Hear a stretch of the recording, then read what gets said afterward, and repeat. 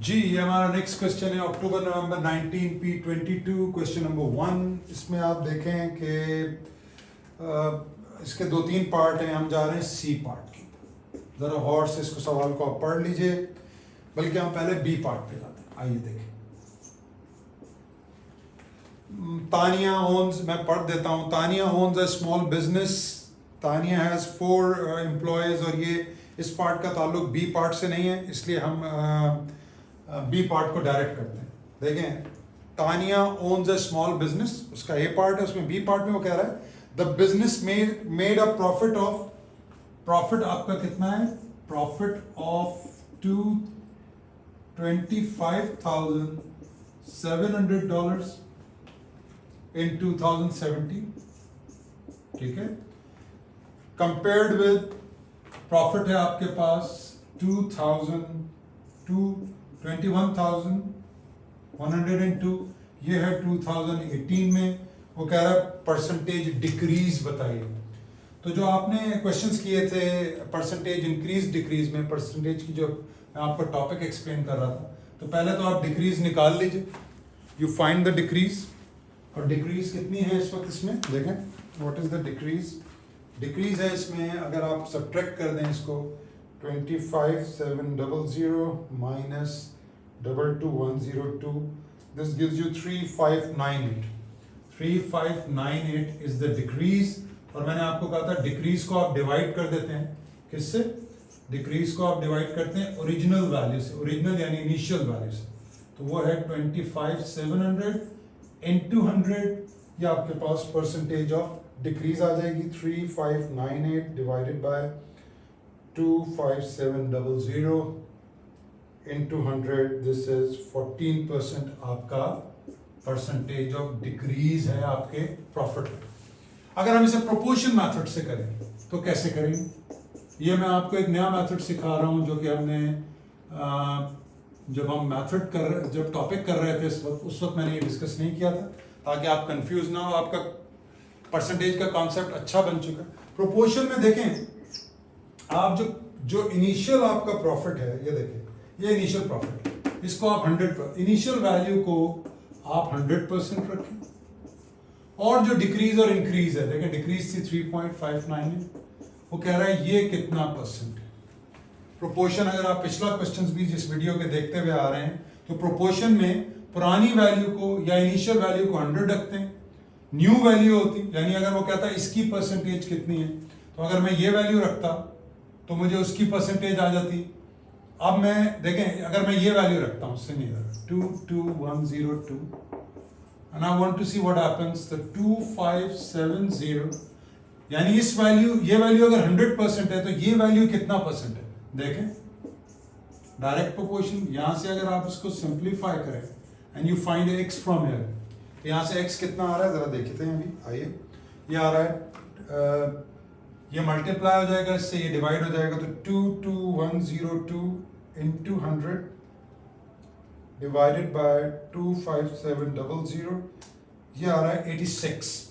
यानी इसकी वैल्यू 86% है। अगर इसकी वैल्यू 100% है तो 100 में से अगर आप 86 माइनस कर दें तो 14% आ जाएगा ये आंसर। लेकिन प्रोपोर्शन की खूबसूरती क्या है कि अगर आप ये वैल्यू 100% लिखते, देखें यहां आपने जो वैल्यू लिखी उसकी परसेंट, वैल्यू परसेंट, पुरानी वैल्यू इज ऑलवेज 100%, तो ये 100 है।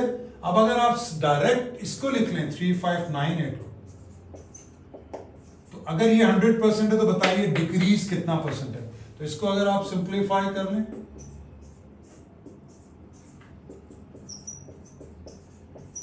और यहां से इसका x निकाल लें, तो ये आ जाएगा 359800 डिवाइडेड बाय 25700, ये आ रहा है, देखें 14% डायरेक्ट आ रहा है, जो कि हमारा। तो मैंने आपको 3 मेथड से करके दिखाया। मेरा सजेशन ये है कि आप ये मेथड करना सीखें आहिस्ता आहिस्ता। अगेन आप सोच रहे हो फिर ये बात मैं कर दूं कि ये मेथड हमने जो परसेंटेज की एक्सप्लेन, जिसमें मैंने परसेंटेज को किया जिस वीडियो में, उसमें मैं ये मेथड्स करता रहा हूँ। परसेंटेज ऑफ इंक्रीज डिक्रीज में इंक्रीज या decrease divide by original value into 100 बिल्कुल वैलिड है। ये बचपन से बच्चे इस मेथड से करते हुए आ रहे होते हैं, इसलिए हम उन्हें डायरेक्ट ये मेथड नहीं समझाते ताकि वो कंफ्यूज ना हो। लेकिन अब चूंकि आप फाइनल ईयर में हैं, O लेवल्स के पेपर देना है आपने मई जून में, तो आप उसके लिए फिर इस मेथड को सजेस्ट करता हूँ। ये भी ठीक है, लेकिन इसमें आपको एक स्टेप एक्स्ट्रा करनी पड़ी। प्रोपोर्शन में आप देखें जो वैल्यू जहां लिखेंगे उस वैल्यू की परसेंटेज आ जाएगी। इसको हम और भी करेंगे ताकि आपका ये कॉन्सेप्ट और क्लियर होता जाए। आइए इसी का एक और पार्ट देख लेते हैं। अब जरा ये देखिए सी पार्ट। इससे आपको सी पार्ट को मैं दोनों मेथड से करूंगा, तो यू सी कि आपको कैसा समझ आ रहा है। प्लीज देखिएगा सी पार्ट। आइए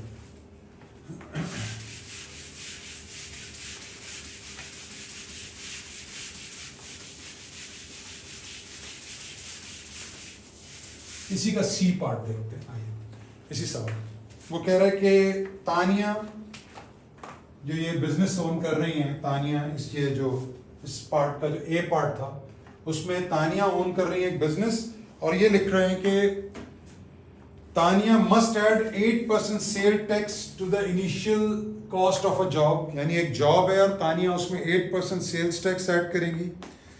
she then adds 15% to the cost including sales tax, यानी सेल्स टैक्स लगाने के बाद जितना अमाउंट बना उस पे 15% वो और ऐड करती हैं ताकि वो अमाउंट आ जाए जो क्लाइंट को चार्ज करेंगी। तानिया अमाउंट चार्ज कर रही हैं, देखें तानिया पहले जो भी कॉस्ट ऑफ द जॉब है, कॉस्ट ऑफ द जॉब में वो 8% सेल्स टैक्स लगाती है, 8% sales tax.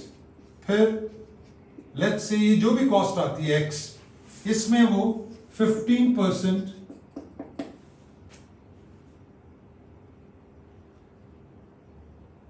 she then adds 15% to the cost, यानी इस वैल्यू में वो 15% ऐड करती हैं तो ये क्लाइंट को वो चार्ज कर रही है।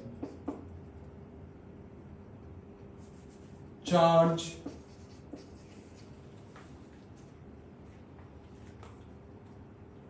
A client. या पूरा सवाल डिस्क्रिप्शन में पढ़ लें क्योंकि मैं पूरा लिख नहीं सकता। मैं फिर रिपीट करता हूं कि वो एक जॉब है जिसमें 8% वो सेल्स टैक्स यानी उनको देना है कम, फॉर एग्जांपल गवर्नमेंट को, लेकिन वो अपना भी 15% लेना चाहती हैं। तो जो टोटल ये वाली वैल्यू बनेगी कॉस्ट ऑफ जॉब में 8% ऐड करके, उसमें वो 15% अपना प्रॉफिट ऐड करेंगी और वो फिर वो चार्ज करेंगी क्लाइंट को। और क्लाइंट को अगर वो किसी पर्टिकुलर जॉब के लिए चार्ज कर रही है ये अमाउंट, तो बताइए कि इनिशियल कॉस्ट क्या है, यानी ये जो है ये वैल्यू कितनी है उस जॉब की। ये क्वेश्चन है आपका। आई होप आप इस क्वेश्चन को अच्छे से दोबारा पढ़ लेंगे और फिर हम इसको करने की कोशिश करते हैं। आइए देखें, फिर मैं रिपीट करता हूं। जॉब, ये बात हो चुकी कि जॉब है, कॉस्ट, उस कॉस्ट में आप 8% सेल्स टैक्स ऐड करते हैं। आइए देखें, कॉस्ट एक्स, सेल्स टैक्स आपने ऐड किया 8%, 8 ये वो ब्रैकेट वाला, तो ये आ गई आपके पास एक न्यू वैल्यू।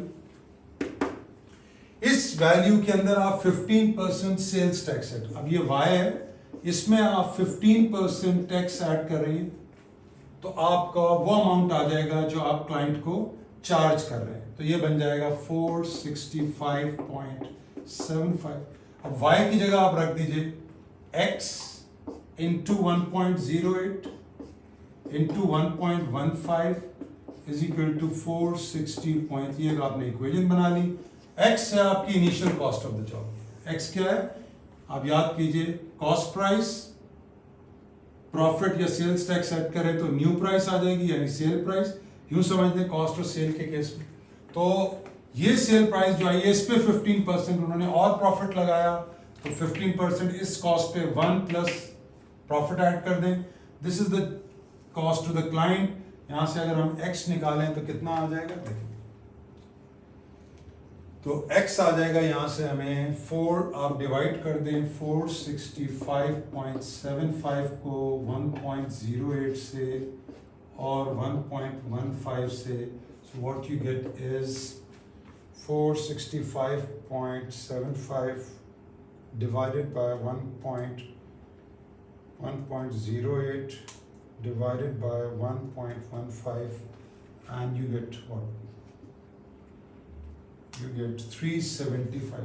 एक्चुअली उसकी एक्चुअल कॉस्ट जो थी यानी जॉब की वो थी $375, उसमें 8% टैक्स ऐड हुआ, फिर उससे 8% टैक्स ऐड होने के बाद जो वैल्यू बनी उसमें फिर 15% प्रॉफिट ऐड हुआ। तो this is how you do it. You guys might be thinking कि ये प्रोपोर्शन से कैसे होगा। आइए, एक्चुअल जो आपकी कॉस्ट थी वो एक्स थी, कॉस्ट प्राइस, और कॉस्ट प्राइस 100% होती है, उसमें टैक्स ऐड हो गया 8%, तो बताइए उसकी सेल प्राइस कितनी होगी। सेल प्राइस वाई है और टैक्स हो गया 8%। जितना भी टैक्स है वो हमने इसमें ऐड कर दिया, डायरेक्ट प्रोपोर्शन है। x upon 100 is equal to y upon 108। तो y कितना आ गया, 108 100 से डिवाइड हो गया, देखिए y आ गया 108x। ये वो कॉस्ट है जो सेल्स टैक्स ऐड होकर आई है। अब ये कॉस्ट हो गई इनिशियल 1.08x, ये 100% है। अब आपने जो कॉस्ट निकालनी है, लेट्स से वो एक और कॉस्ट है, उसको हम कह देते हैं, वो ये है 465.7। ये कौन सी कॉस्ट है? इस कॉस्ट में 15% इस वैल्यू के ऊपर एडेड है, तो यहां से हम 115 लगा देते हैं। I hope you are getting it. थोड़ा सा ये देखिए, 108x upon 100 is equal to 465.75 upon 115। अगर आप यहाँ से x निकाल लीजिए तो आप नोटिस कीजिएगा कि बिल्कुल वही जवाब आएगा जो आपका इस केस में आ रहा है। ये देखिए, इफ यू सिंप्लीफाई दिस तो ये आ जाएगा 4। तो यहाँ से अगर आप x निकालते हैं तो ये आ जाएगा 465.75 इंटू 100 इंटू 115 इंटू 1.08।